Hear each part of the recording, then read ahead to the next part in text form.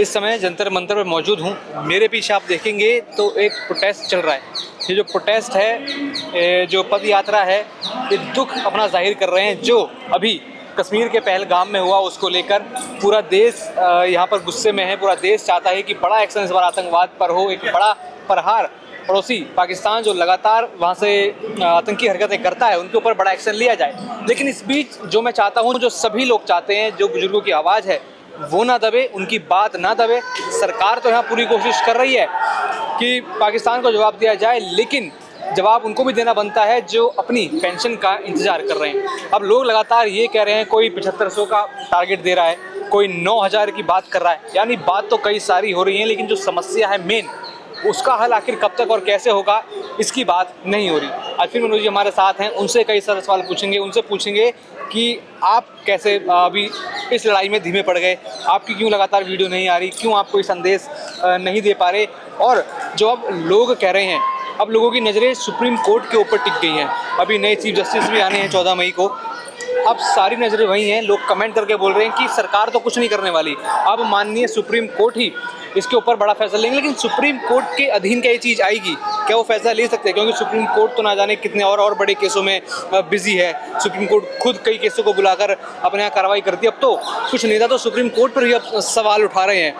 तो ये supreme court पर सवाल उठाना या EPS की बात सुप्रीम कोर्ट तक पहुँचना, ये और बाकी जो 7500 रुपये की बात चल रही है, DDA की बात चल रही है, हेल्थ का भी देंगे, 9000 का भी किसी ने हमें आंकड़ा दे दिया, ये सब झूठ है। क्या सच है, क्या झूठ है, कैसी इसकी परतें हैं, क्या क्या इसमें होने वाला है? सुप्रीम कोर्ट को लेकर जो लोग लगातार दबाव बना रहे हैं, अब सुप्रीम कोर्ट जाना पड़ेगा, सुप्रीम कोर्ट ही इस पर फैसला लेगी। क्या है सुप्रीम कोर्ट इस पर फैसला ले सकती है? सुप्रीम कोर्ट फैसला लेगी तो क्या सरकार भी कहीं ना कहीं मुस्तैद हो जाएगी कि अब हाँ सुप्रीम कोर्ट के पास चीज़ आ गई है तो हमें कुछ करना पड़ेगा? सबसे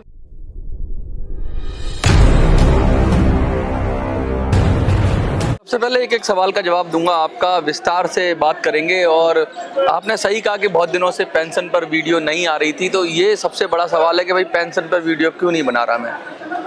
सब तरफ एम्बिग्युइटी फैली हुई है, सब तरफ मिस इन्फॉर्मेशन है। कोई 7000 डाल रहा है, कोई 9500 डाल रहा है। लगातार वैसे ही चल रहा था जैसे पहले चलता था।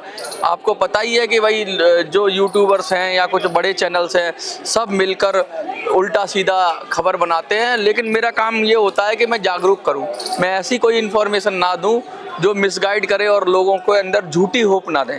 तो लगातार मैं उनको भी काउंटर करता रहता था। लेकिन मुझे लगता है कि अब बुजुर्गों को सीख जाना चाहिए कि भाई ये जो 9000, 7000, 10000 ये कहते हैं कि अभी 2 दिन में बन जाएगी, 4 दिन में बढ़ जाएगी, इधर से आ गई, फलाने नेता ने वादा कर दिया, फलाने मिनिस्टर से बात हो गई, ये सब फेक न्यूज़ हैं। इनका कोई सर पैर नहीं है। ऐसी कोई कहीं से कोई खबर नहीं है और नहीं आ सकती ऐसी खबर जब तक कि कोई कॉन्क्रीट काम ना हो। और कॉन्क्रीट काम मैंने बताया था आपको कि आप जब उसके अंदर जाएंगे, पार्लियामेंट के अंदर जाएंगे और बिल पास करेंगे तभी कुछ होगा। रही बात बुजुर्गों की बात, तो उससे मैं वीडियो क्यों नहीं बना रहा हूँ, आपने सही सवाल किया। वीडियो इसलिए नहीं बना रहा हूँ, मन बड़ा आहत है। इस समय जो पहलगाम के अंदर हुआ है ना, हर देशवासी दुखी है। इस समय हम कुछ नहीं कह सकते सरकार से। मेरा ऐसा मानना है कि कम से कम अभी कुछ हो भी नहीं रहा है, क्योंकि होगा तो मानसून सत्र में ही होगा जो भी होना है अब। तो अभी से हम फिर वही एक चीज़ के लिए हम इतने सेल्फिश तो नहीं है कि भाई अभी पूरा देश ये सोच रहा है कि पाकिस्तान से कैसे निपटें, क्योंकि अब अस्तित्व पे ही सवाल आ रहा है। अस्तित्व पे सवाल बहुत बड़ा उठ गया है इस समय। तो इसलिए मैं मोस्टली वीडियोज़ आप देखेंगे तो पहलगाम से रिलेटेड आ रही हैं, अन्य चीज़ों से, क्योंकि ये देश का विषय है। इसलिए सबसे पहले मुझे लगता है कि अभी प्रायोरिटी बेसिस पे बुजुर्ग में हमारे प्रायोरिटी बेसिस पे हैं, बुजुर्गों का हमारा सम्मान है। लेकिन अभी जो देश की पूरी प्रायोरिटी है कि एक मत में पहलगाम के ऊपर बात करें। आप देख रहे हैं लगातार पीछे भी प्रोटेस्ट हो रहा है पहलगाम के ऊपर। लोग कह रहे हैं, लोग गुस्से में हैं, लोग कह रहे हैं कि आधी रोटी खा लेंगे लेकिन पाकिस्तान को सबक सिखाएंगे। तो इसलिए शायद वो वीडियोज़, वो सब्जेक्ट अभी कहीं पीछे है। लेकिन वो पीछे नहीं है। बुजुर्ग हमारे सबसे भगवान है, हमारे देवता है, हमारे पूजनीय हैं, हमारे अग्रज हैं।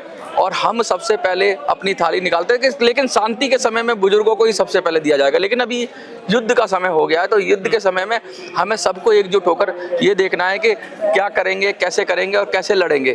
तो ये बहुत बड़ी समस्या है कि भाई अब क्या किया जाए। तो ये टेम्परेरी करो युद्ध, क्योंकि हमेशा के लिए तो युद्ध नहीं है। अभी थोड़ा हम सोच रहे हैं कि पाकिस्तान को सबक सिखा लिया जाए और अपनी आवाज़ को बुलंद किया जाए, लोगों को जागृत किया जाए, लोगों को एक किया जाए। यहाँ तो हमारे देश के अंदर ही लोग बटे हुए हैं, कोई कुछ कह रहा है, कोई कुछ कह रहा है, कोई सरकार पर ही आरोप लगा रहा है। ये सब चीज़ों का समय नहीं है, इसलिए ये भी मुद्दा बहुत ज़रूरी है, इसलिए लगातार कर रहा हूँ। दूसरी बात, आप कह रहे हैं कि EPS 95 की बात कर रहे हैं। EPS 95 में बहुत बुरा हालात है। एक मिनट रुक जाइए सर। बहुत बुरे हालात हैं और बहुत परेशान हैं लोग, परेशान हैं, लोग दुखी हैं, लोग तिल तिल कर कर मर रहे हैं, लोग तड़प रहे हैं, और जो लोग हैं उनको मिसयूज कर रहे हैं, उनको गलत तरीके से इन्फॉर्मेशन देके उनका रोज बेवकूफ़ बना रहे हैं। वो उम्मीद भरी अभी कोई निकाल देता है 9,000 हो गया, कोई निकाल देता है रोज नई खुशखबरी आ जाती है। मैंने सबको पहले बता रखा है, मेरी जो ऑडियंस है उसे पता है कि बिगर बिल के, बिगर कानून के आप नहीं कर सकते, और कानून संसद के सत्र में ही आएगा। बिल की तैयारी कर रहे हैं, तो बहुत सारे लोगों ने सुझाव भेजे हैं, उन सुझावों पर हम लोग काम कर रहे हैं। एक बिल बनाएंगे और प्राइवेट मेंबर बिल के माध्यम से हम कोशिश करेंगे, क्योंकि सरकार शायद ना बिल पेश करे तो किसी सांसद के जरिए प्राइवेट मेंबर बिल के माध्यम से हम बुजुर्गों की मांग करेंगे, पेंशन की मांग रखेंगे। लेकिन बहुत सारे लोग ये आगे उठ के खड़े हो गए, बीच में खड़े हो जाते हैं कि भाई सुप्रीम कोर्ट कर देगा।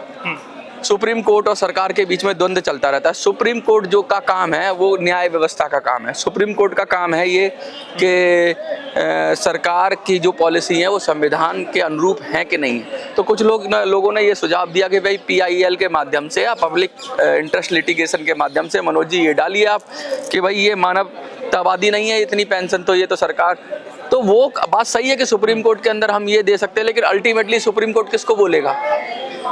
सरकार को बोलेगा। सुप्रीम कोर्ट भी सरकार को बोलेगा, क्योंकि पॉलिसी मेकिंग तो सरकार का काम है। उसके बाद क्या एक्शन तेज हो जाए? आप मेरी बात समझिए, सरकारों को अगर नहीं करना है तो सुप्रीम कोर्ट बोले या कोई बोले, सरकारें अगर पॉलिसी नहीं बनानी है तो नहीं बनाएंगी। सरकारें तभी पॉलिसी बनाती हैं जब आप उनको राजनीतिक रूप से दबाव में लेते हैं, उनको डर लगता है कि उनकी सत्ता चली जाएगी, तभी वो पॉलिसी बनाती है। तो आपको ये समझ में आना चाहिए कि सुप्रीम कोर्ट बोल दे, कोई भी बोल दे, ये नहीं सुनने वाले। ये तभी सुनेंगे जब कानून के माध्यम से किया जाए, जब ये करना चाहेंगे। सुप्रीम कोर्ट सरकार को पॉलिसी बनाने के लिए गाइड नहीं कर सकती। पॉलिसी को एनालाइज तो कर सकती है, कोई पॉलिसी है, कोई कानून है, उसको एनालाइज कर सकती है, वो देख सकती है संवैधानिक रूप से है कि नहीं है। तो सुप्रीम कोर्ट बस इतना काम कर सकती है। सुप्रीम कोर्ट वहां बैठ के निर्देश नहीं देगा सरकार को कि ये काम करो, वो काम करो। और सुप्रीम कोर्ट पर तो वैसे ही इतने आरोप लग रहे हैं इस समय के सुप्रीम कोर्ट खुद ही वो टांग भी बहुत सारी चीजों में अड़ा देता है। ऐसी चीजों में टांग अड़ाता है। सुप्रीम कोर्ट किसी काम को रोक तो सकता है टांग अड़ा के, करा नहीं सकता। कराने के लिए सरकारें जब करेंगी, वो न्याय की बात कर सकता है, कानून की बात कर सकता है, संविधान के दायरे में व्याख्या कर सकता है। तो सुप्रीम कोर्ट का एक लंबा प्रोसीजर हो जाएगा। और आजकल तो आपको बताइए, PIL बनाओ, फिर डालो, फिर ये मामला 2 साल 3 साल 4 साल के लिए चला जाएगा। न्यायिक लड़ाई बड़ी लंबी होती है इस देश में। कहते हैं जस्टिस डिलेड जस्टिस डिनाइड। चले जाओ सुप्रीम कोर्ट में भैया, लड़ते रहो 10 साल बाद 20 साल बाद, उसके बाद भी वो सरकार को ही कहेगा। तो चोर की माँ को पकड़े ना पहले, चोर की माँ को पकड़े, मतलब कहने का मतलब ये है कि सबसे पहले जो कर सकता है उसको पकड़े। तो जो सरकार ही कर सकती है सरकार को ही पकड़ेंगे। अगले हम तो 3 महीने, बुजुर्ग क्या 10 साल इंतजार कर लेंगे? सुप्रीम कोर्ट की कानूनी लड़ाई लड़ लेंगे क्या बुजुर्ग? आप बताओ मुझे। अभी हम जाएं, PIL बनाए, PIL डालें, फिर उस पर सुनेगी, फिर सरकार की तरफ से पक्ष आएगा, सरकार को बुलाया जाएगा, फिर सरकार कहेगी ये तो मिलेगी तो तारीख और सिर्फ तारीख। बुजुर्गों को तो मतलब एक तारीख, तो एक और फालतू में लंबा ये लटकाना, भटकाना और अटकाने का काम है। ये नेता कह सकते हैं, बहुत सारे नेता आएंगे यार हम सुप्रीम कोर्ट में जा रहे हैं, मतलब 10-5 साल उनकी राजनीति चलती रहेगी। अगर सुप्रीम कोर्ट में चले गए ना तो भाई रोज तारीख पड़ेगी, और फिर एक और तारीख मिल जाएगी, फिर अगली तारीख मिल जाएगी, फिर इधर वाली तारीख मिल जाएगी। तो ये तारीख चलती रहेगी। पेंशन का काम नहीं होगा। पेंशन का काम कैसे होगा कि हम कोई कॉन्क्रीट बिल बना लें, अपने से ड्राफ्ट बना लें, और ड्राफ्ट बना के किसी सांसद को पकड़ें। एक सांसद तो आएगा, हमारी इस प्राइवेट मेंबर बिल का माध्यम होता है। प्राइवेट मेंबर बिल का मतलब यानी कोई भी सांसद अपनी बात रख सकता है संसद में, ठीक है। तो उस बिल के माध्यम से उस प्रस्ताव रखवाएं, और प्रस्ताव रखने के बाद वो नया कानून बने जिसमें कम से कम सरकार लोगों को हक दे। तो सबसे इमीडिएट, सबसे फास्ट, सबसे रिलायबल और सबसे जल्दी होने वाला कोई तरीका है तो वो यही तरीका है। सुप्रीम कोर्ट का तरीका इतना जल्दी होने वाला है नहीं, इसलिए मैंने उस तरीके को रख दिया। क्योंकि अगर 10 साल 20 साल हम लड़ते रहे तो मैं भी बुढ़ा हो जाऊंगा, पेंशन फिर मैं भी मांगूंगा। तो ऐसा काम नहीं करना है। मुझे लगता है कि 3-4-5 महीने के अंदर हो, और उससे अच्छा तो काम चुनाव है। सबसे बढ़िया काम तो चुनाव है। चुनाव में ईंट से ईंट बजा देंगे। लेकिन अभी हाल फिलहाल देश के अंदर जो माहौल चल रहा है, बड़ा दुख का माहौल है, बड़ा गम का माहौल है। और हमारी सबकी, मैं कहता हूँ बुजुर्गों को भी अपील करना चाहता हूँ कि हमारी सबकी जिम्मेवारी है कि अभी बेशक हम देखो, हम तो जी रहे हैं, हम तो दुखों में कष्टों में जी रहे हैं, लेकिन अब तो हमारे अस्तित्व पर ही खतरा आ रहा है। पाकिस्तान रोज धमकी दे रहा है कि एटम बम चला दूंगा, ये चला दूंगा, वो चला दूंगा। कहाँ से ले लोगे पेंशन भाई? अगर देश ही नहीं रहेगा, अगर लोग ही नहीं रहेंगे, अगर लोगों को आइडेंटिटी देखकर मारा जा रहा है कि तू हिंदू है, दिखा, कलमा पढ़, अगर वही नहीं बचेगा तो कहाँ ले लेंगे? बताओ, क्या ले लेंगे, क्या कर लेंगे? सबसे पहले तो अपना अस्तित्व बचाओ। ये प्रायोरिटी हमें देखनी पड़ेगी। अगर हम अभी भी पेंशन चिल्ला रहे हैं तो मुझे लगता है कि अभी हमारा बात सही है, हमारी बात सही है पेंशन की, लेकिन अभी हमें महीने 15 दिन इस मामले को शांत रहना पड़ेगा। हम भी व्यूज के भूखे हैं, हमारा पेंशन पे बहुत व्यूज आते हैं। हम कहते हैं, आप कहोगे कि भाई मनोज भाई उससे तो पैसा भी आता है, लोग वीडियो देखते हैं तो व्यूज आते हैं, पैसा आता है। अब तो आप पैसे का भी नुकसान कर रहे हो, क्योंकि शायद आप दूसरे विषय पे बनाओगे वीडियो तो वीडियो उतनी ना चले, क्योंकि हमारी वो ऑडियंस नहीं, हमारी तो पेंशनरी ऑडियंस है। लेकिन मैं ये कहना चाहता हूँ, बात पैसे की नहीं है। हम अपना नुकसान सह लेंगे थोड़ा, हमारे बुजुर्ग भी सह लेंगे, लेकिन देश पहले है। देश बच गया, हमें आगे वाली पीढ़ी बचानी है अपनी, क्योंकि इस देश में हमारे बच्चे हैं, हमारे नाती पोते बुजुर्गों के सब हैं, वो सब रह रहे हैं। अगर इस देश का कुछ अहित करना चाह रहे हैं कुछ लोग, हमारी आइडेंटिटी पर, हमारी धार्मिक पहचान पर हमला करना चाह रहे हैं, और उसको रोकना पड़ेगा। पहले उसको रोकना पड़ेगा भाई। जिंदा रहोगे तब तो आगे कुछ मिलेगा। विकास तो तब होगा जब रक्षा होगी। अगर रक्षा की बात आती है तो सबको एक साथ मिलकर खड़े हो जाना चाहिए। और मैं आपकी वही सारी बातें, मैं वीडियो क्यों नहीं बना रहा था, इसका आंसर यही है कि अभी देश में ये माहौल बड़ा ही गमगीन माहौल है, और मुझे सबको लगता है कि आप सबको एक साथ सॉलिडारिटी दिखानी चाहिए, भाईचारा दिखाना चाहिए। हिंदू, मुस्लिम, सिख, ईसाई सबको ये खड़े हो जाना चाहिए देश के लिए कि भाई देश बहुत ज़रूरी है सबसे पहले। और जिस तरह से देश में डिवीजन करने की कोशिश की जा रही है, जिस तरीके से किया जा रहा है, धार्मिक रूप से लोगों को चिन्हित करके किया जा रहा है, तो हमें ये भी देखना होगा कि वो डिवीजन तो यहाँ भी किया जा रहा है ना। कोई 7,500 बता दे रहा है, कोई 9,000 बता दे रहा है, कोई कह रहा है कि हमने ये कर दिया, वो ये कर दिया। ये आज बड़ी खबर, आज बड़ी अपडेट। देखो, अब हम तो ऐसे ही बनाते नहीं हैं, वो लोग बनाते हैं, भगवान उनको देखेगा, उनको उनके कर्मों की सजा मिल जाएगी। 10, 20, 50 रुपया कमा लोगे, 100, 500, 1000, 2000, 5000, 10,000 रुपया कमा लोगे, किसी को झूठ बोलकर कमा लोगे, बचेगा नहीं वो। किसी को झूठ बोलकर, तुमको भी पता है कि ये सब कुछ नहीं है। थंबनेल चलाने के लिए लोगों के चैनल उड़ रहे हैं झूठी खबर पे।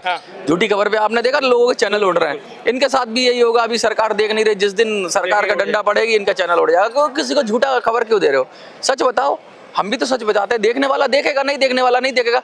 जिसके पास कुछ नहीं होता है ना, वही झूठी खबर बनाता है। जिसके पास कोई फैक्ट नहीं होता, कोई इन्फॉर्मेशन नहीं होती, कॉन्क्रीट जानकारी नहीं होती, या जिसको नैरेटिव बिल्ड करना है, वो बनाएगा झूठी खबर। हमें ना तो नैरेटिव बिल्ड करना है, हमें सच की लड़ाई लड़नी है, हमें हक की लड़ाई लड़नी है, हमें अधिकार की लड़ाई लड़नी है। लेकिन उस लड़ाई से पहले भी हमें अपनी सुरक्षा की बात करनी है, हमें अपने अस्तित्व की लड़ाई लड़नी है। अस्तित्व बचेगा तो फिर हम बचेंगे, और जब हम बचेंगे तो हमारा परिवार बचेगा, और हमारा परिवार बचेगा तो हमारा पेंशन भी बचेगा। तो ये तो एक प्रायोरिटी, मेरी समझ से तो यही प्रायोरिटी है। अभी तो देश के लिए खड़े हो जाना है सबको, और एक साथ मिलकर। आज मतलब आप सब लोग हैं, आज तो मैं सारे पेंशनर से एक कुछ कहना चाहूँगा आपके चैनल के माध्यम से, अन्य चैनल के माध्यम से। आज आप लिखिए हम सब साथ हैं। आज आप लिखिए हम सब साथ हैं। कमेंट में जय हिंद भी लिख सकते हैं, लेकिन मैं चाहूँगा कि आप सब लिखिए हम सब साथ हैं, क्योंकि देश में बड़े नाजुक हालात हैं। कभी भी युद्ध का वातावरण बन सकता है, और युद्ध होगा तो नुकसान तो होगा ही होगा, बहुत सारा नुकसान होगा। हम चाहते हैं कि कुछ ऐसा हो, सब ये चाहते हैं कि युद्ध ना हो, लेकिन युद्ध देखिए जब नहीं मान रहा सामने वाला, कहते हैं बिन न माने जलद जल गए 4 दिन बीत, बोले राम सकोप तब भय बिन होत ना प्रीत। तो भैया जब नहीं मान रहा है लगातार 70 साल, एक बार इलाज कर देंगे, नुकसान होगा, हमारा भी होगा। हम कहते हैं युद्ध में हमारा नुकसान होगा, थोड़ा सह लेंगे नुकसान, लेकिन उसके 4 टुकड़े करके ही मानेंगे। इस बार पक्का इलाज होना चाहिए। ये नहीं कि थोड़ा सा कर दिया, सर्जिकल कर दिया, पर्जिकल कर दिया, कुछ भी कर दिया, अंटसंट कर दिया थोड़ा बहुत, और उसके बाद वो फिर खड़ा हो जाएगा। क्योंकि जब तक उसकी जो फंडामेंटल है, उसकी जो सोच है ना, जो कहता है कि 2 नेशन थ्योरी, जो बैठ के आसिम मनीर बोलता है 2 नेशन थ्योरी, जो बोलता है कि हिंदू और मुसलमान एक हो ही नहीं सकते, उसको समझाना पड़ेगा कि तुम्हारी 2 नेशन थ्योरी फेल हो चुकी है। बांग्लादेश भी बन गया ना, क्यों? अगर 2 नेशन थ्योरी तो बना रहा था पाकिस्तान। बलूचिस्तान अलग होने की कह रहा है, खैबर पख्तूनख्वा अलग होने की कह रहा है, सिंध अलग होने की कह रहा है। ये इस्लाम के नाम पर, ये मजहब के नाम पर लोगों को लड़ाना बंद करिए। और ये मजहबी तालीम जो आ रही है, जो ऐसी चीज़ें हैं, देखिए हर मजहब में कुछ ना कुछ होता है ऐसा जिसका मिसयूज किया जा सकता है। जो मुझे लगता है जो उनके मजहब में है उसका बड़ा मिसयूज कर रहे हैं वो, लोगों में घृणा पैदा करने के लिए, दूसरे धर्म से नफरत करने के लिए। कोई चीज़ होगी ऐसी, सरकारों को चाहिए ऐसी चीज़ को बैन करना चाहिए। किसी भी मजहब में हो, वो चाहे हिंदुओं में हो चाहे मुसलमान में हो, कहीं भी कोई ऐसी आपत्तिजनक चीज़ है जो मानवता के खिलाफ है, तो वो कोई भी मजहब हो, मजहब को उठ के आगे बढ़ना पड़ेगा, उन्हीं लोगों को आगे बढ़ना पड़ेगा और वो चीज़ों को हटाना पड़ेगा। क्योंकि इस सभ्य समाज में, इस दुनिया के अंदर आपको ऐसे रहना पड़ेगा कि भाई जिसमें जी और जीने का अधिकार देना पड़ेगा। ये नहीं कि आप मजहब के नाम पे किसी को मार दें। आपको क्या लगता है, ये आप कहें, लेकिन मैं तो कहूँगा हम सब साथ हैं इसी संदेश के साथ। बिल्कुल, आज सभी ये कमेंट करें कि हम सब साथ हैं।